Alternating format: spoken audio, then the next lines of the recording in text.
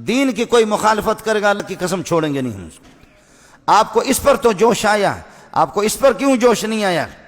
مولانا طارق جمیل ہمارے سر کے تاج تھے، اب شاید نہیں رہے۔ لگی زلیخا نے تہمت لگائی، اور پھر جب وہ عورتوں میں بھی بات پھیل گئی کہ مجرم تو یوسف نہیں، مجرم تو زلیخا ہے، تو تھوڑی بدنامی ہونے لگی، تو انہوں نے یوسف علیہ السلام کو گدھے پہ بٹھا کے منہ کالا کر کے پورے شہر میں چکر لگوایا اور پیچھے اعلان کروایا ھذا جزاء من اراد بسیدہ سوء، جو اپنے آقا سے برائی کرے اس کی یہ جزا ہے۔ یہ بازار میں نبی ابن نبی ابن نبی ابن نبی گدھے پر پھرایا جا رہا، پھر جیل۔ یاد رکھو ہمارے سر، میں نے جتنا اس کو سپورٹ کیا ہے، وہ ایک خطیب ہے، وہ ایک خطیب ہے، وہ کوئی مستند عالم نہیں ہے، وہ خطیب ہے صرف۔ اور غیر مقلدین نے، دوسرے لوگوں نے، آج پتہ کرو اس سے، اس کی جتنی مخالفت کی یہ چھپا رہا، اور فرق باطلہ کو اس کی طرف سے خدا کی قسم میں نے جواب دیا، میں نے جواب دیا۔ تبلیغی جماعت مولانا طارق جمیل کی نہیں ہے، مولانا خورشید کی بھی نہیں ہے، نظر الرحمان کی بھی نہیں ہے، یہ علماء دیوبند کی جماعت ہے۔ غیر میں آپ سے عرض کر رہا تھا، مولانا سے ہمارا اختلاف رہا ہے، مولانا ہمارے قیمتی ساتھی تھا، لیکن تھوڑا سا اعلان کر دے کہ جیسے یوسف علیہ السلام کے بارے میں نے پھر بھی ہاتھ ہلکا رکھا۔ مولانا کے خلاف کتابیں لکھی گئیں، القول الجلیل فی کفر طارق جمیل، سن لیں، القول الجلیل، میں نے اس پہ دستخط نہیں کیا، میں نے خود مولانا کو کہا توبہ کر لے، شاید اللہ توبہ کی توفیق۔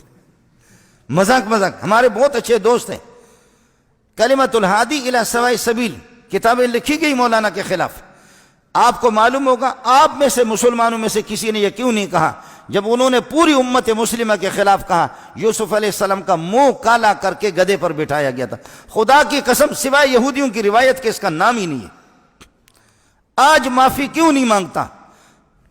آج معافی مانگے، میں پوری دنیا کے سامنے اس کے پاؤں پہ جا کر کے پڑوں گا۔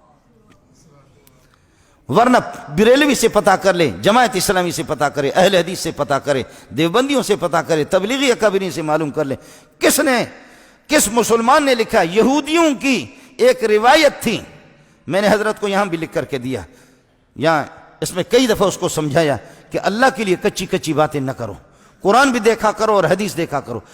اس کی کوشش یہ ہوتی ہے کہ کچی باتیں بیان کرنا۔ مولانا ہمارے سر کے تاج تھے، انسان سے غلطی ہو جاتی ہے، معافی مانگے یوسف علیہ السلام سے، معافی مانگے، اور نہیں تو پھر آپ مجھ سے گلہ نہ کر لیں، میں اپنے رب کو راضی کر سکتا ہوں، آپ کو ناراض کر سکتا ہوں۔ یہ نیٹ پر موجود ہے، یہ لاکھوں انسانوں، پھر بھی سعودیہ کے علماء نے کافر قرار دیا، میں نے کافر نہیں کہا۔ آپ سعودیہ کے علماء کے بالکل موجود ہیں، انہوں نے کافر تک بھی قرار دیا کہ یوسف علیہ السلام کی توہین کیوں کی اس طرح۔ لکھا ہے کہ منظور مینگل نے طارق جلیل کو بہت کچھ کہا ہے، کیا علماء ایک دوسرے کو ایسا کہ جواب دیے کہ طارق جمیل عالم نہیں ہے، وہ علماء کا بدترین دشمن، دین کا ایک مکار فریبی، تبلیغ کا وجود دنیا سے ختم کرنے والا ایک زہریلا سانپ ہے۔ اس کے علم کی کوئی بات سمجھ میں نہیں آئی۔ یہ جو مینگل نے کہا ہے شاید کم کہا ہے، وہ اس سے زیادہ کا حقدار ہے۔ بچے نے سوال کیا ہے نا کہ اس زمانے میں جھوٹی احادیث ہیں، اس کا آپ بتا دیں۔ ابھی تک تو کوئی کتاب لکھی نہیں، یہ ابھی ایک بیان آیا مولانا طارق جمیل صاحب کا کہ یوسف علیہ السلام کی جب جیل بھیجا گیا تو اس سے پہلے ان کا منہ کالا کر کے پورے شہر میں بھیجایا گیا۔ کہاں یار سیدنا یوسف علیہ السلام کا ولیعاذ باللہ خدا کے پیغمبر تھے، کس نے آپ سے کہہ دیا کہ ان کا منہ کالا کیا گیا؟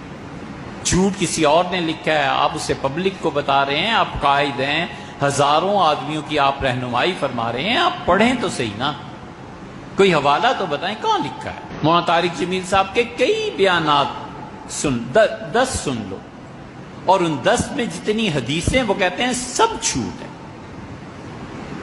اس 20 سال ہو گئے اس صدی کو، یہ ہماری بات ہزاروں لوگ سنیں گے، ان 20 سالوں میں اتنا بڑا جھوٹا حضور صلی اللہ علیہ وسلم پہ جھوٹ اور تہمت لگانے والا ہم نے نہیں دیکھا، جتنے مولانا طارق جمیل ہیں۔ 10 کیسٹیں سن لو، حدیثیں لے آؤ، ہمارے پاس حضرت ہی کے پاس جاؤ، کہو حضرت یہ ذرا حدیث کہاں آئی ہے دکھا دیں۔ پورا ڈھونگ رچایا ہے حضور صلی اللہ علیہ وسلم کے والد دادا پر نبی کریم صلی اللہ علیہ وسلم کی چند ایک پشتوں کا ذکر ملتا ہے۔ طارق جمیل صاحب پورا بیان کرتے ہیں کہ فلاں سے آدم علیہ السلام تک پہنچاتے ہیں۔ اے حضرت آدم علیہ السلام تک کہاں پہنچاتے ہیں؟ آپ اسے ثابت بھی کریں۔ 40 باپ آپ گنتے ہیں، دادا پر دادا 40 پشتیں، 40 پشتوں میں حضرت عبداللہ سمیت رسول اللہ صلی اللہ علیہ وسلم کے والد سمیت ہر ایک کی عمر اگر 1,00,000 سال بھی مان لی جائے تو دنیا 40 لاکھ سال سے زیادہ پرانی۔ آپ ان آثار قدیمہ کو کیا کریں گے؟ آپ سائنس کی تحقیق کو کیا کریں گے؟ جب یہ جھوٹ ہے تو کیوں آپ لوگوں کے منہ آتے ہیں؟ اگلے جو منکر اور دہری ہیں وہ کہیں گے حضرت دنیا بنے کروڑوں سال ہو گئے، کس آدم کی بات آپ کرتے؟ کتنے جھوٹ گنوائیں؟ حضرت رسالت پناہ صلی اللہ علیہ وسلم کا نسب یہ ہے، یہ سب جھوٹ ہے۔ اللہ کہتا ہے تو یہ کر تو میں یہ کر، تو یہ کر کے تو دیکھ میں یہ کروں گا، تو کر کے تو دیکھ یا میں کروں گا۔ یہ 8-10 جھوٹ گھڑے ہوئے، بڑا پاپولر ہوا، لوگوں نے بینرز اس کے چھاپ دیے۔ ایک صاحب ہمارے بھی دوست تھے، ہم اس میں لکھ دیا مسند احمد میں آیا، میں نے کہا مسند احمد یہ پڑھیے ذرا نکال دیں یہ کہاں ہے۔ چپ۔ اس کا نقصان یہ ہوتا ہے پھر جب ہم جیسے لوگوں کے پاس یہ چیزیں آتی ہیں اور عقل مند سائنس یہ وہ جدید پڑھے ہوئے بچے آتے ہیں کہتے ہیں جی یہ ثابت کریں، ہم کہتے ہیں یار یہ جھوٹ ہے، لوگوں کا دین پہ اعتبار اٹھتا ہے۔ طارق جمیل کی اس زمانے میں تقریر سننا گناہ سے خالی نہیں ہے، کیونکہ اس کی تقریر جادہ حق سے ہٹی ہوئی ہے، اہل سنت والجماعت کے خلاف رفض اور بے دینوں کی باتیں کر رہا ہے، اس لیے اس سے پرہیز مناسب ہے۔ کہتے ہیں کہ ایک مولوی صاحب تقریر فرما رہے تھے، انہوں نے کہا کہ حضرت یوسف علیہ السلام کو جیل میں ڈالنے سے پہلے نعوذ باللہ ان کا منہ کالا کیا گیا، گدے پہ بٹھایا گیا، شہر کے چکر لگوائے گئے، نعوذ باللہ ثم نعوذ باللہ لا حول ولا قوت الا باللہ انا للہ و انا، اللہ پاک اپنے انبیاء کو اتنا ذلیل اور رسوا نہیں کرتے۔ انا لننصر رسلنا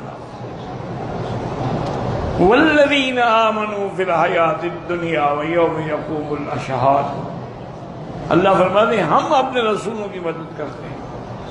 یوسف علیہ السلام کا جیل جانا جو ہے یاد رکھو یہ کوئی بطور سزا تو تھا ہی نہیں، تمہیں کیوں گدھا پہ بھی بیٹھنا پڑ گیا؟ اس مولوی کو کسی نے بٹھایا ہوگا گدھا پہ، اس نے اپنا غصہ یوسف علیہ السلام پہ نکال دیا۔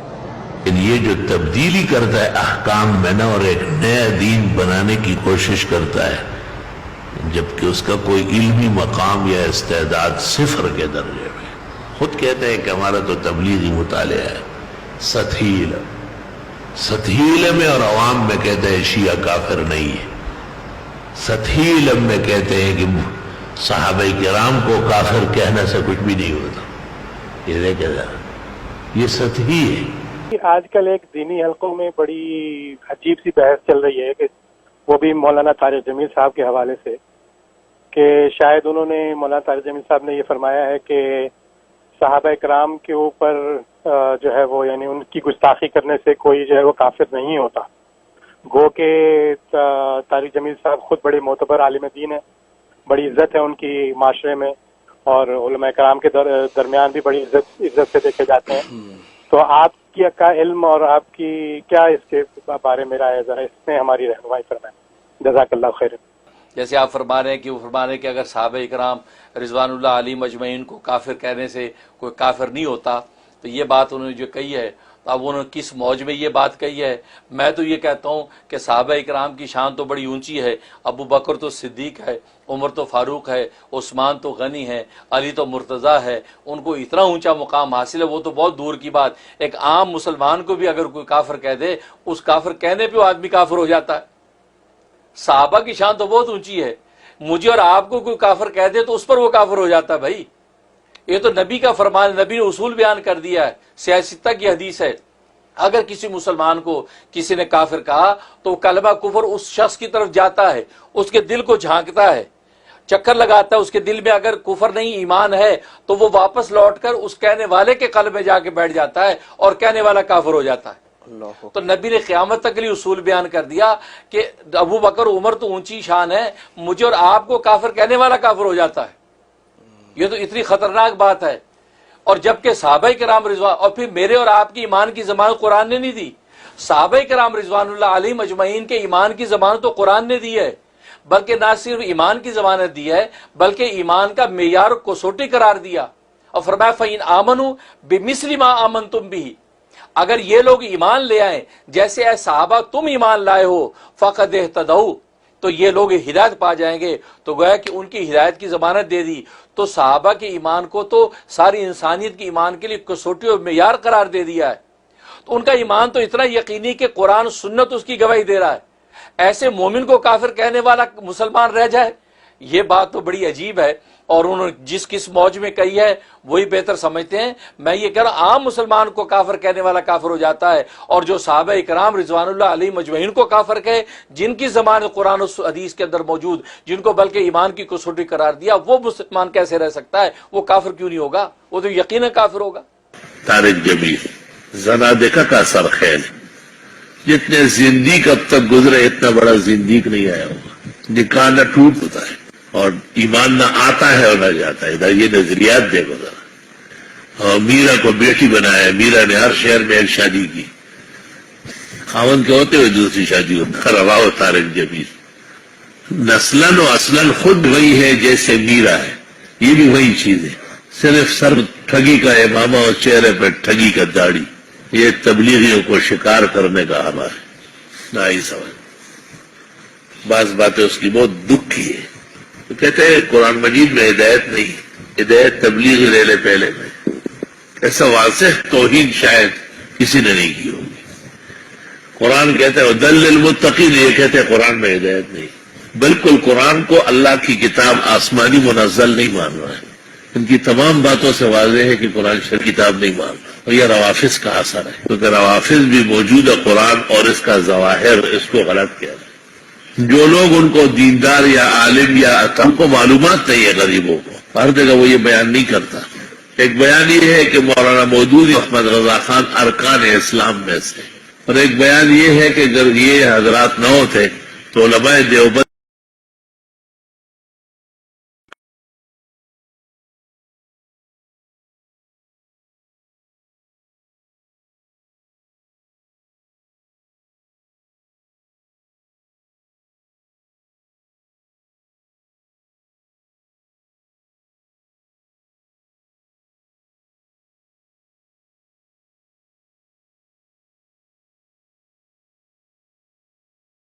والے اصل وارث دین کے روافظ ہیں، جنہوں نے تکلیف اور مصیبتیں گزاری لیکن اہل بیت کو نہیں چھوڑا۔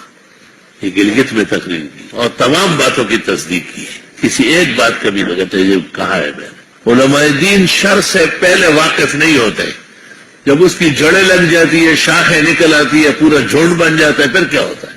پھر تو آپ کا مقابلہ کرتا ہے۔ اس سے پتہ چلتا ہے کہ اس کی تقریر میں جو لوگ جمع ہوتے ہیں اور بڑا رش بنتا ہے، یہ بھی ایک سازش کا حصہ ہے، یہ بھی اس کے ساتھ معاونت کرنے والوں کے کوئی حربہ ہے۔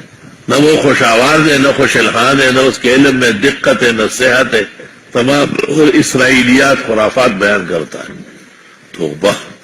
تو یہ کمزوریوں میں تو سب میں ہو سکتی ہے، لیکن ایک سازش کے تحت قرآن و سنت کے خلاف ایک مہم چل رہی ہے۔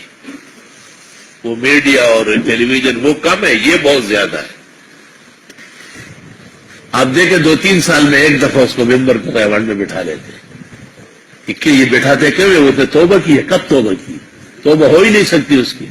اس نے خود کہا ہے یہ تو میرا مشن ہے، جن مسائل کو علماء بیان نہیں کرتے میں بیان کرتا ہوں۔ سب سے پہلے ایک قاری صاحب ہے وہاں سرگودا میں، وہ تشریف لاتے ہیں کبھی کبھی، اس نے مجھے کیسٹ سنایا۔ تو جب میں نے یہ باتیں سنی بڑی حیرت کی میں نے، کہ وہ کہتے ہیں قرآن شریف میں یا سیرت النبی میں یا مغازی کے اندر ہدایت نہیں ہے، ہدایت کے علم سے نکل کر بنی اسرائیل میں جانا پڑے گا۔ تو میں بڑا حیران ہوا، محمد انور شاہ کو میں نے بلایا، اس کو سنایا تو اس نے کہا کہ چونکہ وہ دین کا بہت بڑا داعی ہے نا تو بے دین لوگ ان کو نہیں چلنے دے رہے، اور اس نے فون آن کیا، معلوم ہوتا ہے کہ محمد انور شاہ کا ان سے رابطہ تھا، تو اس نے فون اٹھایا کہ ابو سے بات کریں۔ میں نے پوچھ لیا تو اس نے کہا یہی بات میں نے کہی، یہ میری تقریر ہے، یہ میں نے انور شاہ کو کہا اب جواب دو۔ اسی طرح وہ مودودی اور احمد رضا کو جو ارکان اسلام کا ہے وہ بھی کہا بس ایک طریقہ ہے، کیا کرو مجبور ہو جاتا۔ یہ طریقہ ہے، جب آپ کہیں گے تو کہیں گے بس ختم ہو گیا، آپ نے غلط، بالکل ختم نہیں، وہ اس پر پورا ڈٹا ہوا ہے۔ اس کے بعد امریکہ نے ایک جگہ یہ بیان کیا، تو گلگت میں سالانہ اجتماع کے اخیر میں شیعہ ملنے آئے، تو ان کو دیکھ کے لوگوں کو کہا آپ یہ نہ سمجھے کہ یہ کون ہے، یہ اس دین کے اصل وارث آ گئے۔ لیکن پوری تقریر کو جو ہے نا شکار، وہ صرف شکار کے لیے، اصل جملہ اس کا یہ ہے کہ یہ اس دین کے اصل وارث لوگ یہ آ گئے۔